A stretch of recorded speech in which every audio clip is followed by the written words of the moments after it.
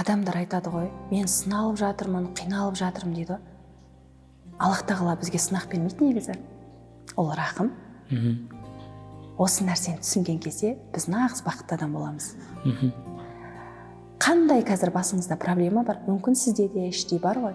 Менде болсын, осы подкастты көріп жатқан адамдарда болсын, қандай да бір қиындық бар ғой, оның астында рақым жатыр. Аллах тағала осы құлым қиналсын, осы құлым жыласын демейді ешқашанда. Сіз өз балаңызды қиналдырып, жылатып қарап отырасыз ба? Жоқ, әрине. Балаңыз 14 жаста сізге сұрақ қоян, Сапар мырза. Әке, маған машина алып бер дейді. Қоярда қоймай, машина алып бер дейді. Сұрап жатыр, күні, түні қоймай сұрайды. Алып бересіз ба? Иә. 14 жаста. 14 жаста жоқ. Алып бермейсіз ғой.